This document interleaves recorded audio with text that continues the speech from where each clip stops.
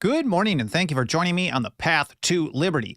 I'm Michael Bolden with the 10th Amendment Center, and this is the show for Wednesday, November 16th, 2022. And lately, in response primarily to our email campaigns, if you're not signed up for our email newsletter, you're missing out on all kinds of awesome stuff, but we've been getting a ton of people replying to us with basically a question, a statement of, yeah, that's really interesting stuff. Oh, great principles or whatever it may be, but... and it's always a but. What are you guys actually doing about it? What do we need to do about the problems that we face today? Now, mind you, this is almost always in response to a message of, well, we have to resist, refuse to comply, and nullify. And that's how you're supposed to deal with the federal government. That's how you keep it in check. So I think that's pretty interesting. So on this episode, maybe I've got some ideas from those emails of feedback. I want to highlight what I see as the top 4 roadblocks to liberty.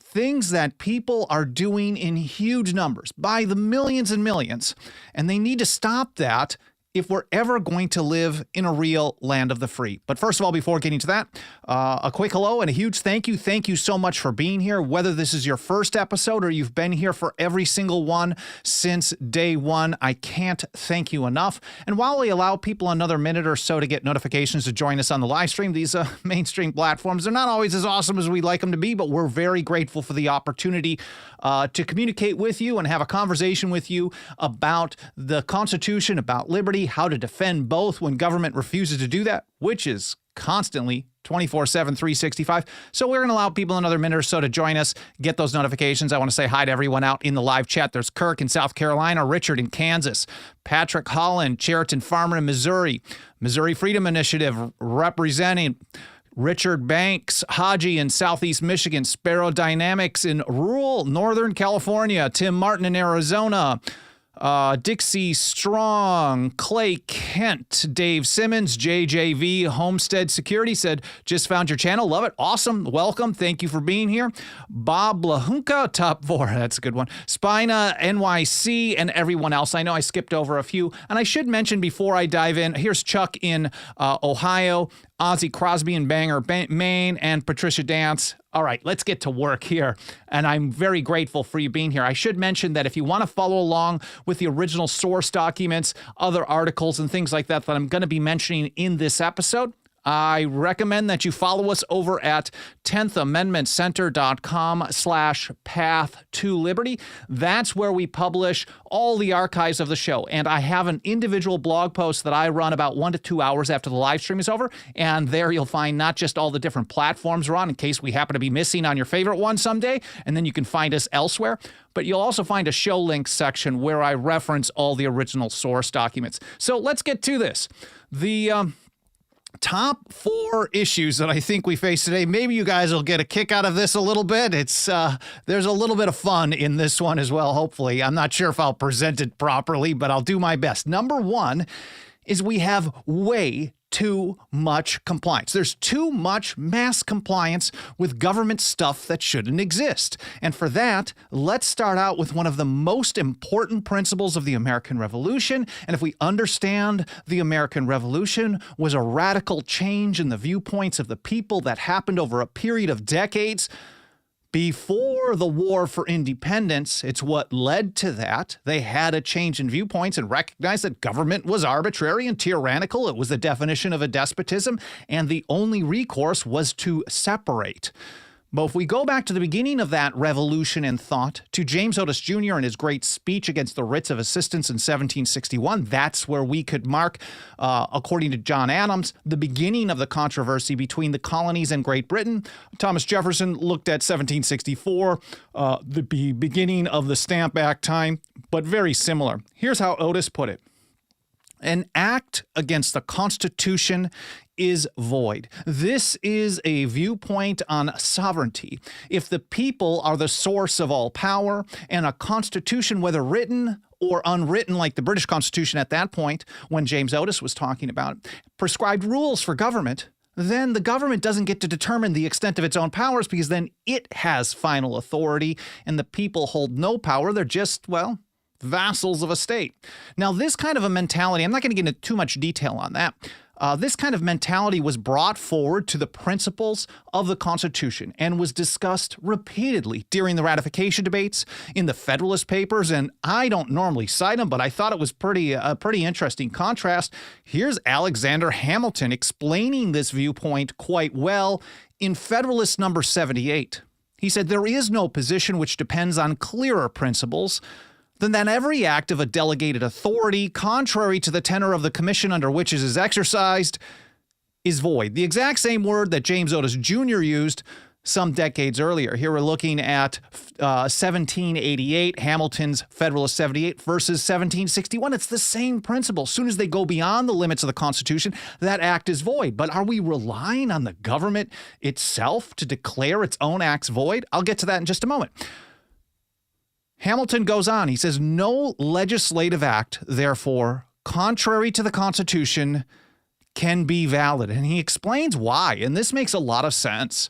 To deny this would be to affirm that the deputy is greater than his principal, that the servant is above his master, that the representatives of the people are superior to the people themselves, that men acting by virtue of powers may do not only what their powers do not authorize, but what they forbid. So the notion that government can do whatever it wants is what the founders called an arbitrary government. That was specifically listed as one of the grievances in the Declaration of Independence, so it was well understood, even by the big government people of the day like Hamilton, that as soon as government goes beyond those limits, those acts are automatically void. But they don't get void in practice and effect just by thinking they're void, just by saying they're void. It takes something else. And here's Hamilton again. You'll never probably see me doing this unless I'm complaining about Hamilton, having back-to-back quotes from him, but these are fantastic. Here he is in Federalist 33 talking about the Supremacy Clause, discussing how the supreme law of the land is the Constitution as long as they are pursuant to the delegated powers of the Constitution. He says, "It will not follow from this doctrine that acts of the large society, which are not pursuant to its constitutional powers, but which are invasions of the residuary authorities of the smaller societies, will become the supreme law of the land." So he's just, this is Hamiltonian flair, basically saying, okay, if as soon as they go beyond the limits of that power, that of the delegated powers, it's no longer supreme law of the land. It's only supreme when in pursuance of the powers delegated to the federal government in the Constitution.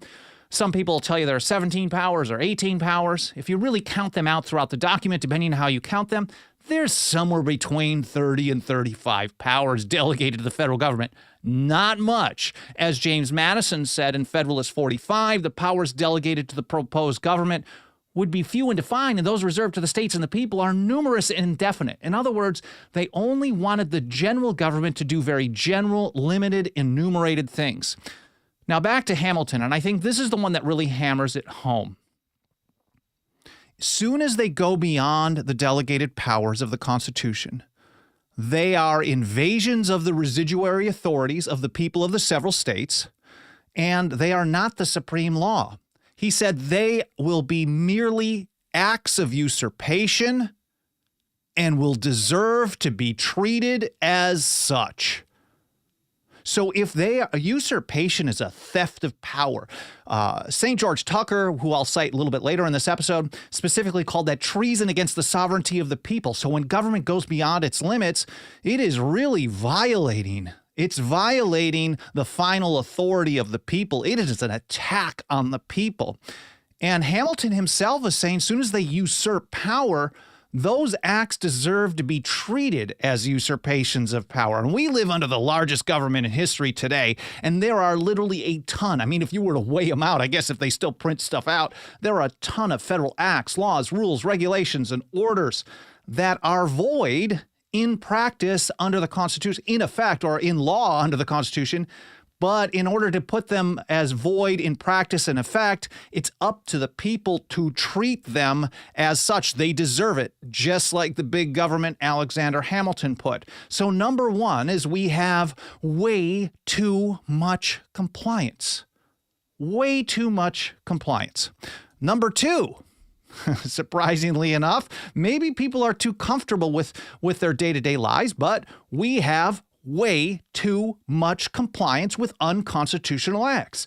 Maybe they're lazy, maybe they're afraid, but honestly, this is something that has always seemed to happen in society. And Mercy Otis Warren, in her great History of the American Revolution, it's the history of the rise, progress, and termination of the American Revolution. For those of you who are watching the video here, you can see I'm wearing a quote t-shirt. We have a handful of them. I want to really expand that over the next week or so and send out some new ideas to you guys by email for the Thanksgiving weekend. But this great quote from Mercy that said, "Resist the first approaches of tyranny." That's not from the History of the Revolution, but it's an important principle that she held to throughout her career. But here's how she describes it. She said, "There is a certain supineness which generally overspreads the multitude and disposes mankind to submit quietly to any form of government rather than to be at the expense and hazard of resistance." So she recognized in 1805, and she probably really started writing this a couple of decades earlier. I'm not sure when she wrote this particular piece, but as a student of history, like so much of the founding generation was, so many of the old revolutionaries, they understood history. They knew that if you looked to history and you had a similar situation and you had a similar structure in government or a similar societal structure, you're going to get the same kind of results. And she observed that throughout history, people generally like to kind of take it easy. I think it's natural to not have to want to be into a fight, to just live in peace, to work, to earn a living, whatever it may be, to do things that we love, to have hobbies, spend time with our friends, our family, and the like, and to have to fight off a despotism all the time is not something people really look forward to. Benjamin Franklin once observed that all history has shown us that there's always been some kind of and I'm paraphrasing this one because I didn't have it handy. I just thought of it as I was talking about this. He basically said all through history shows us that there's always been kind of a low-grade state of warfare between the government and the governed. So this is something that has always happened. And Mercy noted that people would generally just kind of sit and submit and let it roll. She said, "Thus we have seen in all ages the many become the slaves of the few. Preferring the wretched tranquility of inglorious ease, they patiently yield to despotic masters." In other words, compliance with the few, compliance to the will of the few has put the many under the domination of the few. John Dickinson, who I did an episode covering his views on Monday, I'm going to repeat this one because it's so important. His broadside against the Stamp Act, urging resistance and noncompliance, really kind of put this principle into practice as well. This is in 1765. He said, if you comply with the act, I'm scrolling here. I don't know where I'm going. If you comply with the act by using stamped papers, you rivet perpetual chains upon your unhappy country. You unnecessarily, voluntarily establish the detestable precedent, which those who have forged your fetters ardently wish for to varnish or just, prep to warm up for more, the future exercise of this new claimed authority. So recognizing that compliance ensures that you will be in chains and compliance establishes a precedent for government to do more, Dickinson urged the people to refuse to comply. So number two is we have too much compliance, whether it's through laziness or fear or comfort or whatever it may be, there's a lot of it. Now, I think a lot of people are not even aware. I think they're just unaware that this is how you're supposed to keep government in check. We've all been propagandized from birth to death. Well, not death yet, hopefully. but birth through our entire lives, that when there's a problem with government, you go to government to fix the problems of government. Maybe you go to one branch, maybe you go to the federal courts to get the federal courts to limit the power of the federal government. You get the federal government to limit the power of the states, or vice versa. Well, not really as much vice versa. But in essence, it's always about waiting, sitting around, complying, and waiting for the government to stop doing the things that they weren't supposed to be doing in the first place. So number 3 is, I guess you get a trend here.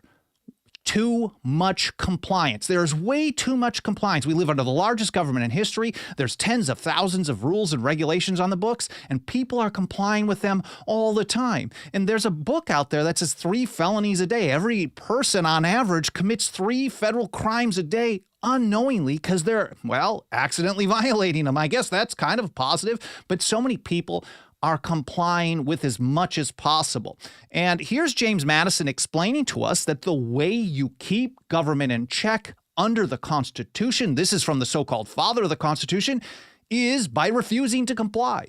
Now, Madison in Federalist number 46, he gave us a 4-step plan to deal with the feds. And his plan applied whether they were unwarrantable, this is unconstitutional acts, or warrantable acts, constitutional but unpopular. So whether the government is doing something beyond the limits of the Constitution in your view, or it's just doing really bad policy, even though it's authorized to do that, it's been delegated a power to do it. Let's say they've been delegated a power to establish, some kind of a regulation on interstate commerce, and you don't like it, well, and you think it's bad policy, this is what you're supposed to do. James Madison said individuals and states are supposed to use a refusal to cooperate with officers of the Union. Now, me saying this on my own, I'm a radical, crazy. What, you're just calling for people to refuse to comply, to disobey? No, I'm literally just reiterating what the father of the Constitution told us was the way to keep the government in check. And he's not the only one who said that. Many others, Roger Sherman. Of course, we heard Alexander Hamilton's view on this. When they go beyond the limits of the Constitution, these are acts of usurpation and deserve to be treated as an act of usurpation. Now, that could be noncompliance, but it could be something a little bit more. Here's James Iredell, who was one of the first associate justices on the Supreme Court. He was nominated for that by George Washington. He said, this is in the North Carolina ratifying convention. He said, the only resource, again, let's highlight this, the only resource against usurpation, again, theft of power from the sovereign people of the several states, the only way to deal with it, not a good idea, not just something to try later, not something to try every 4 or 6 years or 2 years after you try to get new bums and it doesn't work, because it doesn't work. Not after you wait for federal courts to do what you might want them to do and then they don't for decades, and maybe once every 4 or 5 decades they get one right. The only resource, according to James Iredell, against usurpation is the inherent right of the people to prevent its exercise. He said this is the case in all free governments in the world. That might be an oxymoron. But the people, he said, will resist if the government usurp powers not delegated to it. He had more faith in the people at that time. Of course, I don't think anyone can predict how bad people might get or how willing to comply they might get in the future. But he was saying a free people are going to resist as soon as government goes beyond its limits. That's how it goes. And just to hammer this one home on number 3 is Lysander Spooner in his great paper, A Defense for Fugitive Slaves in 1850. And he said, this right of the people, therefore, to resist usurpation on the part of the government is strictly a constitutional right. I'm not really a fan of the phrase constitutional right, but I get where he's going with this. This is the structure of the Constitution, is the right of the people to resist usurpations of power. He says the exercise of the right is neither rebellion against the Constitution nor revolution. It is a maintenance of the Constitution itself by keeping the government within the Constitution. So we're talking about people like James Madison and James Iredell and Alexander Hamilton and then Lysander Spooner all together with the exact same view. You keep government in check by refusing to comply with it. So as long as there's too much compliance, as long as there's a ton of compliance with a ton of federal acts, laws, orders, rules, and regulations, they will never, ever go away. And number 4, I know you're going to know what this one is, we have way too much compliance. So all 4 of these today, too much compliance, and passed or signed today in history. They were originally passed November 10th, 1798 in the Kentucky House. These are Thomas Jefferson's resolutions against the hated Alien and Sedition Acts. They were passed again by the Kentucky Senate on November 13th. They were signed by the governor on November 16th. This is literally the first part of his resolution. The several states, and when we're talking about states in this scenario, it was described by Madison in his report of 1800 that we're really talking about the people of the several states. So the people of the states are not united on the principle of unlimited submission to their general government. Now, for each one of us, there is a certain line in the sand. Unfortunately, I think for most of us, yours truly included, that line in the sand is a little too far down the line, and we need to bring it a little bit closer to home. We comply with way too much, and it is nearly unlimited submission. If allowing the government to become the largest in history is not unlimited submission, it is pretty darn close. And that was not the structure.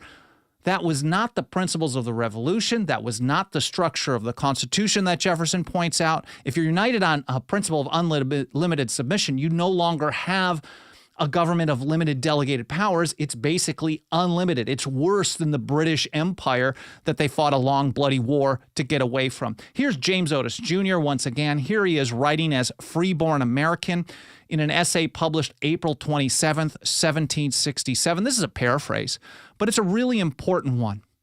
There is nothing, absolutely nothing on earth, to James Otis Jr., that will destroy liberty more than a prevailing opinion that it is better tamely to submit than nobly assert and vindicate our privileges. So as long as the people in large numbers either hate liberty or just want to go along with it because they don't want to deal with it, or it's difficult, or it's scary, or it's dangerous, whatever it may be, as long as that continues in huge numbers by the millions, this will destroy liberty. And in fact, to James Otis Jr., this was the number one way to destroy liberty. But the people themselves destroying their own liberty. We know that the government and the politicians, the deep state, the media, all these people are against us, right? But ultimately, as Samuel Adams told us, all might be free if they valued freedom and defended it as they ought. So as long as the people decide to get along, whatever it may be, we've got a lot of problems. Here, this is from our Twitter account. You got to follow us over at 10th Amendment just to get all this juicy stuff and good quotes. Here's Spooner again in his great Defense for Fugitive Slaves 1850 paper. This is how he described it, and I think this makes so much sense. To say that an unconstitutional law must be obeyed until it is repealed is saying that an unconstitutional law is just as obligatory as a constitutional one, for the latter is binding only until it is repealed. So if you have to wait for the government to tell you that the government screwed up and the government didn't follow the rules that were given to the government in the Constitution, means you're saying that unconstitutional acts are binding. And everyone in the founding generation told us that unconstitutional acts are void from the moment they're passed, the moment the regulation is issued, from the moment they try to do it. It's really just ultimately up to the people to resist when the government usurps that power. So here's St. George Tucker.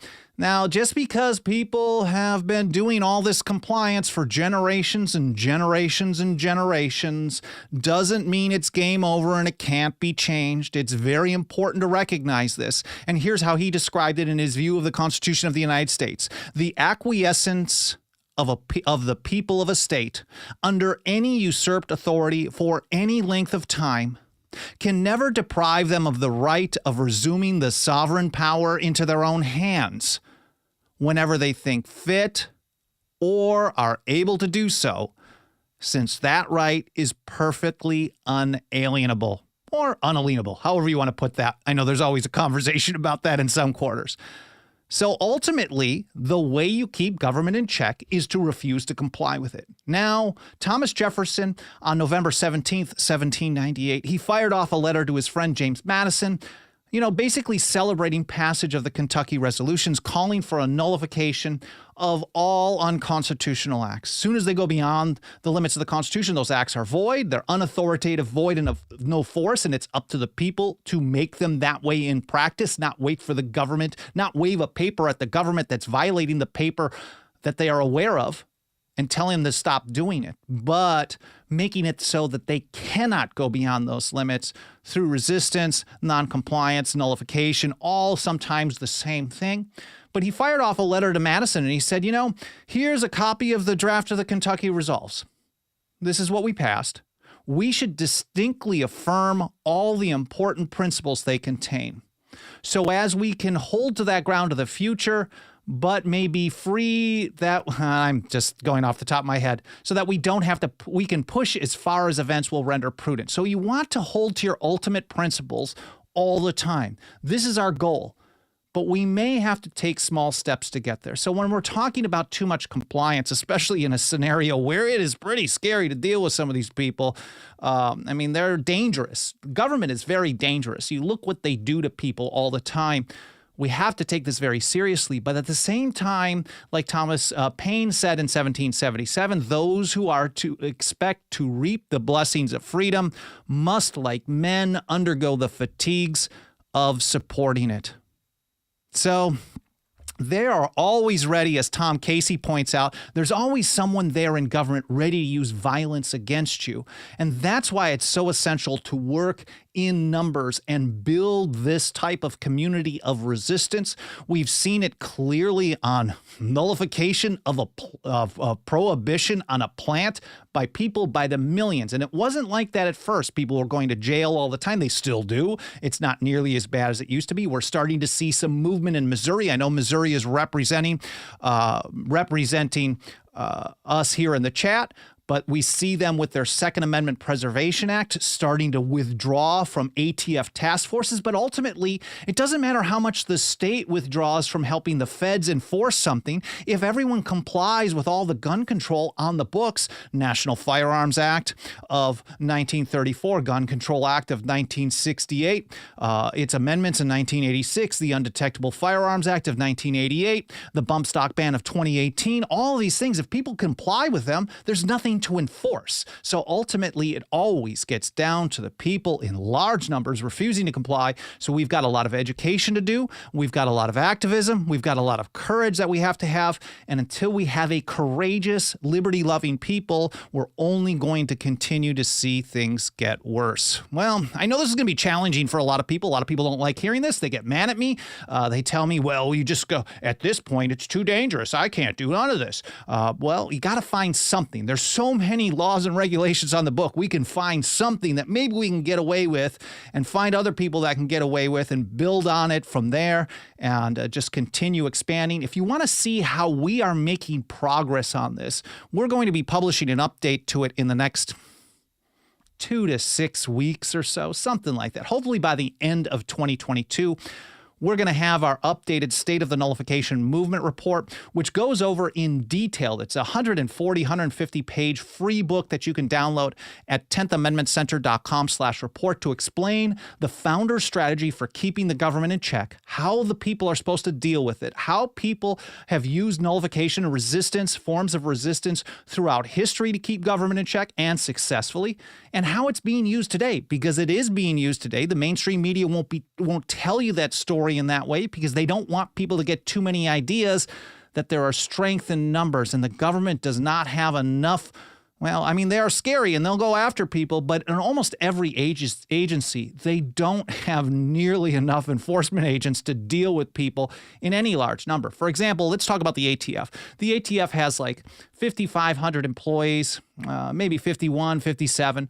About a third of those are in administration. So 3,500 some odd employees have the capacity year in and year out to close somewhere between 8 and 11,000 cases, federal gun control cases per year. 11,000 in a population of over 300 million. So let's say there were 10, 12, 15 million undocumented short-barreled shotguns in violation of the National Firearms Act of 1934, just hypothetically.